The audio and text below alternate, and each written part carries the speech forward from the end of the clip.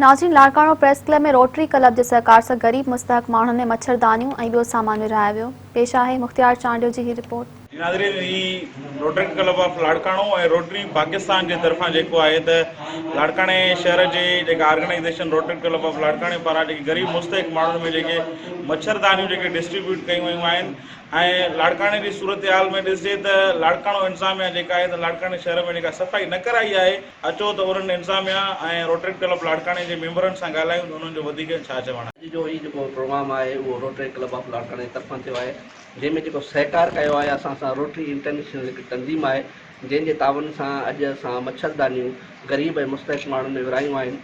ऐं rotary club of Larkana जो कमु आहे जिन मुसलसिल जेको सिहत तालीम ऐं रोज़गार जे हवाले सां राशन विराइण जे हवाले सां ही पंहिंजो प्रोग्राम कंदा आहिनि। लिहाज़ खां हर शहर में जीअं कराची थियो, जैकमाबाद थियो, खैरपुर थियो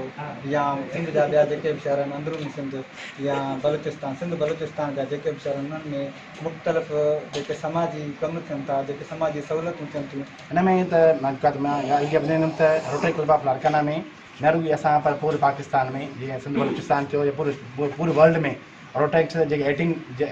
18 एज जा जेके बॉइज़ आहिनि न उन्हनि खे असां रोटेक्ट ऐं जेके 18 खां 28 खां अबव आहिनि जेके उहे मतिलबु त हिन में रोटरी में था अचनि। असांखे रोटरी इंटरनेशनल सपोर्ट कई आहे जेके मतिलबु असां नेट विरायूंसीं मॉस्किटो नेट्स जेके असां पुअर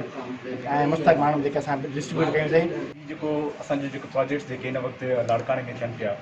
उन में मुख़्तलिफ़ प्रोजेक्ट्स असां रोटरी क्लब ऑफ लाड़काणे जी तरफ़ां जेके असां कयूं था उन में असांजी रोटरी क्लब ऑफ लाड़काणे में असांजा जेके नौजवान दोस्त असां सां जेके गॾु उहे जीअं मां या मां वांगुरु ई नौजवान जेके दोस्त आहिनि शागिर्द उन में गॾिजी करे असां इहे फ्लाई कमु कंदा आहियूं। मां तव्हांखे ॿुधाईंदो हलां त हीअ रोटरी जेका असांजी ऑर्गेनाइजेशन आहे उहा पूरी दुनिया